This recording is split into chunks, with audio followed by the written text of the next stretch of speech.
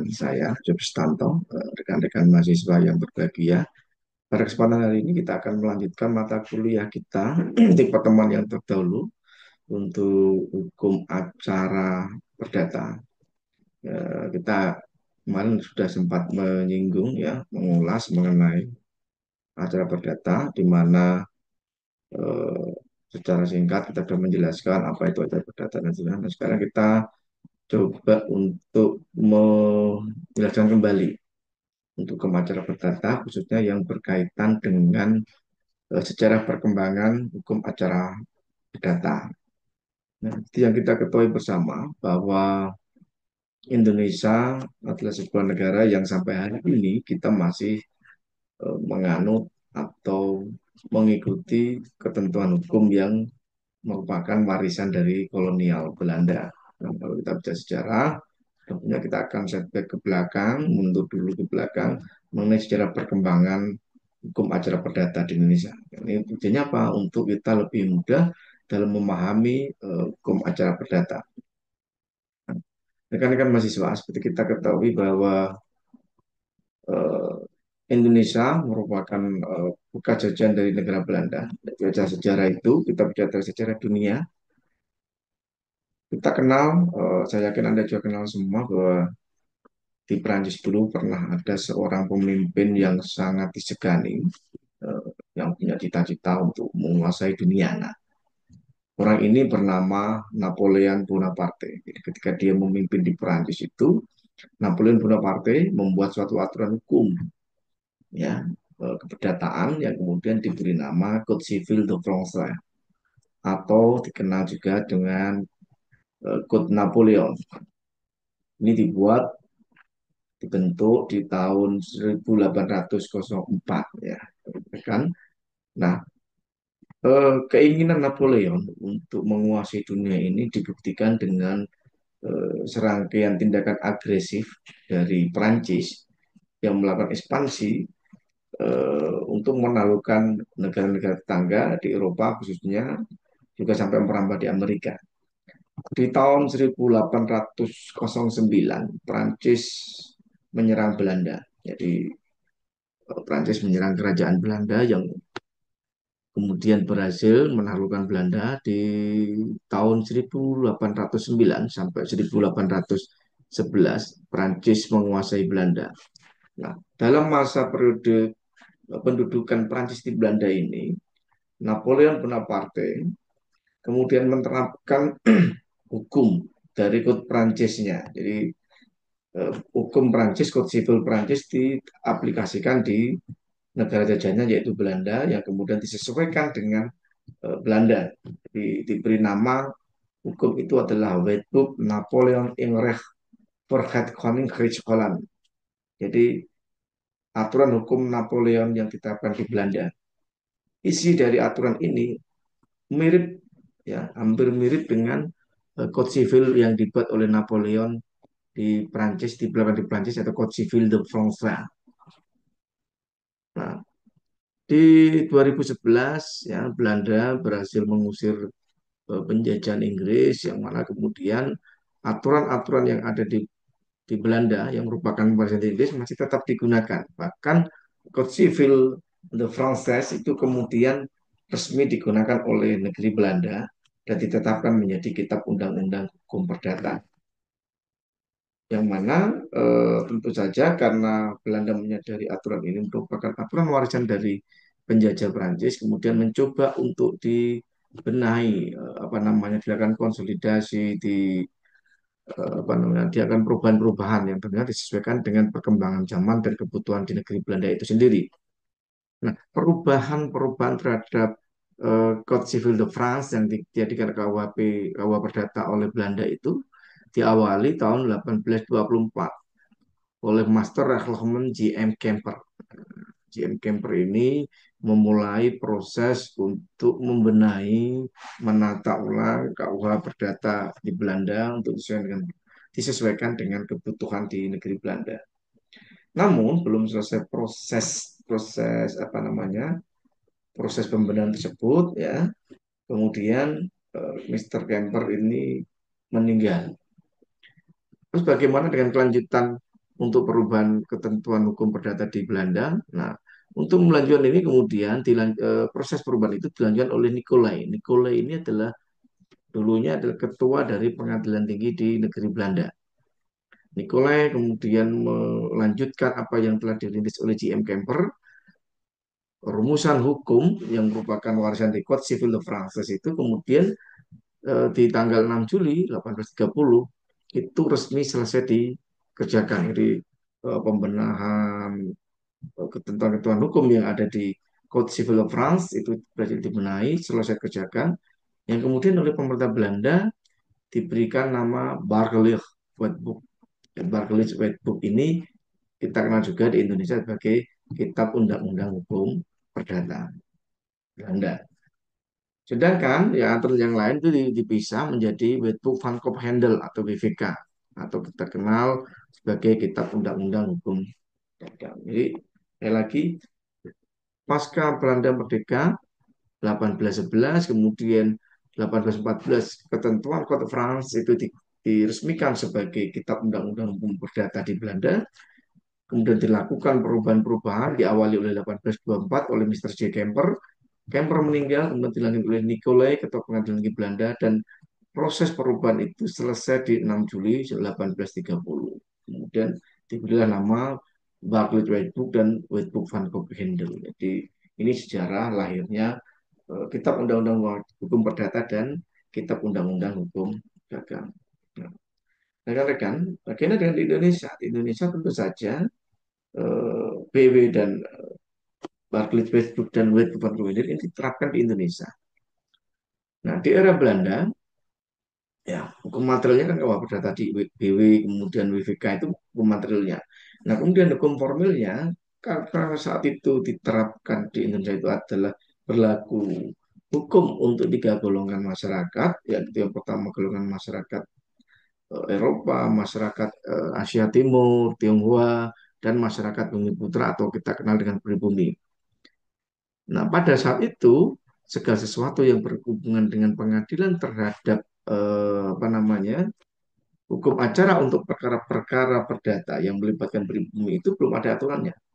Sehingga di beberapa residen atau pengadilan negeri ya di saat itu di Jakarta, di Medan itu untuk memproses perkara pribumi mereka menggunakan ketentuan OIR ya atau ketentuan perdata untuk masyarakat Eropa. Yang mana residen itu hanya untuk Eropa, tapi karena tidak ada aturan maka digunakan aturan itu untuk memeriksa perkara pribumi. Yang selanjutnya hal ini mendorong Gubernur Jenderal Belanda Jan Jacob Rakusen tanggal 5 Desember 46 itu 1846 membuat surat keputusan yang diberi nomor 3. Jadi surat keputusan Gubernur Jenderal Jan Jacob Rasmussen tertanggal 5 Desember 1846 itu kemudian memerintahkan, jadi menugaskan kepada Wischer, ya Master Rechtsman H.L. Wischer yang saat itu menjabat sebagai Presiden Hoge Rechtshof, yaitu Pengadilan Tinggi Hindia Belanda di Batavia. Yang kemudian oleh Wischer setelah mendapat surat dari gubernur perintah, kemudian beliau menyusun aturan. Nah, perintahnya apa? Perintahnya adalah Wischer susun aturan mengenai bagaimana proses perdata dan proses pidana di golongan bumi atau bumi putra. Kemudian Wischer melakukan proses itu, merancang aturan dan seterusnya, yang mana kemudian rancangan peraturan acara perdata dan pidana itu diselesaikan yang terdiri dari 432 pasal. Nah, ini kemudian dikenal secara singkatnya adalah Inland Reglement ya disahkan 5 April 1848 yang kemudian mulai berlaku efektif di 1 Mei 1848. Ini di era Belanda. Jadi karena ada proses pada saat itu tidak ada hukum acara yang mengatur, kemudian ketika pribumi itu terjadi permasalahan hukum perdata, mereka beberapa pengadilan menggunakan ketentuan yang berlaku untuk masyarakat Eropa. Melihat kondisi ini, kemudian ya Jan Jacob Rasmussen itu memerintahkan Wischer untuk membuat sebuah reglemen aturan untuk administrasi polisi dan proses perdata untuk masyarakat putra. Nah, era penjajahan Belanda berakhir, kemudian ada penjajahan Jepang. Ya, Jadi armada Jepang, ya, anak buahnya Kaisar itu kemudian menguasai tanah air, menguasai Indonesia, yang mana kemudian tentu saja yang namanya penjajah pasti akan menerapkan ketentuan hukum negaranya di negara jajahan. Maka pada tahun 1942, Bala Tentara Dai Nippon mengeluarkan Undang-Undang Nomor 1 Tahun 42 yang isinya pada intinya ada dua hal yang sangat krusial. Yang pertama bahwa semua badan pemerintah kekuasaan, ya, undang-undang di pemerintah yang dulu itu disebutkan bahwa semua badan pemerintah dan kekuasaannya, undang-undang yang dibuat oleh pemerintah dahulu tetap diakui sah, ya. Tapi sahnya adalah sementara waktu sampai bentuknya atau sampai ada peraturan baru, atau boleh saja tetap dipakai sementara sepanjang tidak bertentangan dengan ketentuan peraturan militer pemerintah atau Bala Tentara Dai Nippon. Satu itu. Yang kedua, untuk semua golongan penduduk itu hanya bisa diadili di satu jenis pengadilan. Kecuali orang orang Jepang, ya, orang Jepang nggak bisa diadili. Kalau di luar itu bisa diadili di satu jenis pengadilan. Yang mana tiap hari, ini tingkat pertama itu namanya adalah Tiho Hoin. Dan tingkat pertama Tiho Hoin atau pengadilan negeri. Kemudian tingkat kedua atau pengadilan tingginya itu namanya pengadilan tinggi Koto Hoin. Ya, Tiho Hoin, Koto Hoin. Ini ada beberapa hal di sana. Ya, posisinya adalah semua akan sama, melalui peradilan yang sama, dapat disidang dengan terjenjang. Ada pengadilan tingkat pertama, ada pengadilan tingkat kedua. Jadi ada pengadilan negeri, Tihohoin, ada pengadilan tinggi, Kotohoin. Ya. Nah, setelah Indonesia merdeka, kemudian kita proklamasikan kemerdekaan kita, kalau kita mendasarkan pada konstitusi negara kita, pada pasal 1 aturan peralihan itu disebutkan atau diamanahkan bahwa sepanjang aturan peninggalan India Belanda dianggap masih berlaku sepanjang belum digantikan dengan yang baru. Jadi kita masih merujuk pada peraturan yang ada di yang warisan dari negeri Belanda. Nah, tapi warisan Belanda itu ketika ternyata masih berlaku selama belum ada aturan yang baru, ini menjadi hal yang baru pada saat itu. Maka karena suasana kebatinan Indonesia sudah merdeka, selanjutnya ada beberapa perubahan dalam ketentuan baik HIR, kemudian RBG maupun RV.